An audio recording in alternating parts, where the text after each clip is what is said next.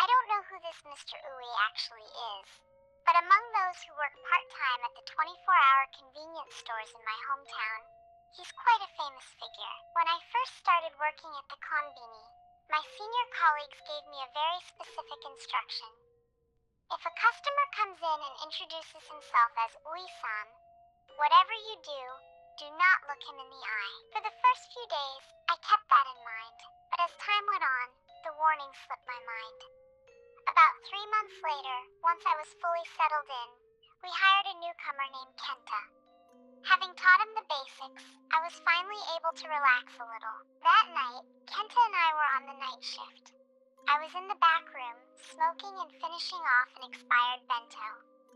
Glancing at the surveillance monitors, I saw 3 schoolboys hanging around the magazine rack. Kenta was behind the counter, keeping a close eye on them to make sure they didn't shoplift. I was switching through the camera angles on the console when I suddenly noticed something strange. Kenta was standing in front of an empty register, bowing repeatedly as if someone were there. Even though on my screen, there wasn't a soul in sight. While I sat there baffled, Kenta pressed the buzzer to call a staff member from the back. Aha! He caught the shoplifters, I thought, and I rushed out into the store. But standing at the counter wasn't a schoolboy, it was a man.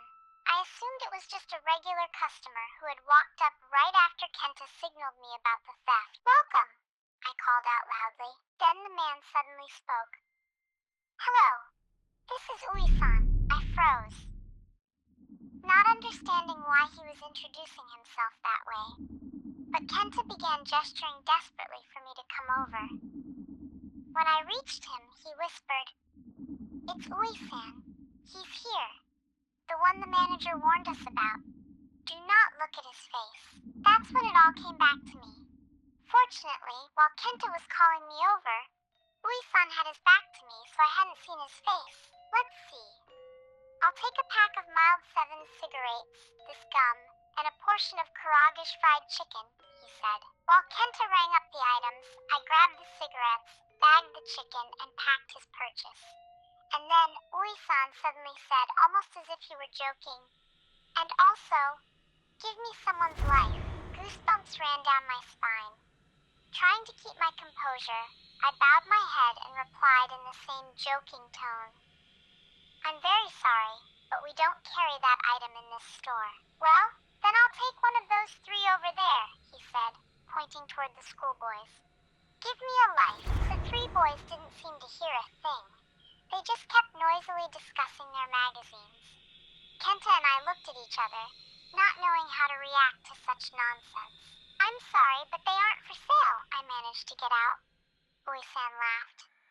Ha ha ha! Well then, I'll just take them all. He paid, left 3 strange wire figures on the counter, and walked out. The next day, I told the manager and Mrs. Sato, an experienced employee who had worked there long before me, about what happened.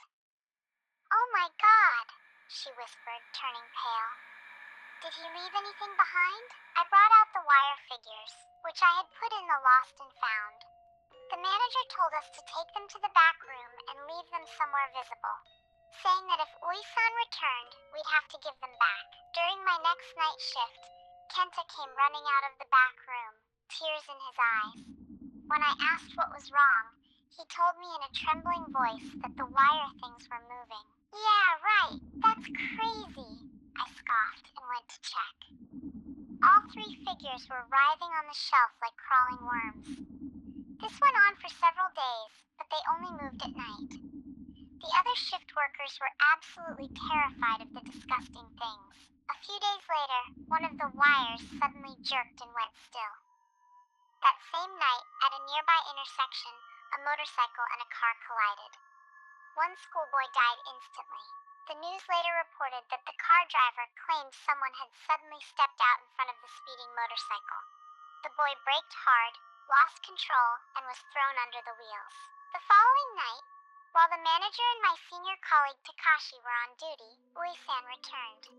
Taking the opportunity, they tried to return the wire crafts. We're very sorry, but... The manager manager began as he handed the things over. As Takashi told it later, Ui-san had walked into the store holding the severed head of the boy who had died. The manager nearly fainted at the sight. While Takashi ran to the back to get the wires, he glanced at the security monitor. On the screen, he could see only the headless body of the boy. It was wandering in front of the register, fumbling its hands across the floor as if searching for something. Strangely, the cameras showed no one except the manager. Ui-san did not appear on the screen at all. Later, I learned that friends of mine working in other Konbini and video rental shops, the ones open until 2 a.m., had also heard of Ui-san. Apparently, in this line of work, these stories aren't rare. I think he's still out there wandering somewhere. Store managers greet him when they meet, and sometimes they even exchange a few words in the back rooms. They'll discuss it later. Oh, he stopped by the other day. I wonder if anyone else has heard of him. No one has seen his face, so he's hard to describe. But from the back, he looks like an ordinary middle-aged guy. One of my friends bragged, "If I were you, I would have looked him in the face." But I'm certain he couldn't have. His voice is high-pitched, almost friendly, but it carries a sense of dread that chills you to the bone. When I remember that voice saying, "This is Ui-san," I feel uneasy. It's a deathly cold. There's no other way to put it. It feels like it's physically impossible to look at him. The manager once confessed, "I tried to record him on a video camera once, but his face still wouldn't show up." He would come in during the day, and the strangest part was that the people around him simply didn't notice him. It's haunting. Who is he? Is there a meaning to his name, or did he just make it up? If you work in a konbini, you'll understand. We don't really look at every customer's face. We just give a standard welcome, and that's it. So you'll be fine. Just remember, if you ever hear the words, "This is Ui-san," do not look up. Pretend you're incredibly busy. Ring up the items quickly, state the total, and bow.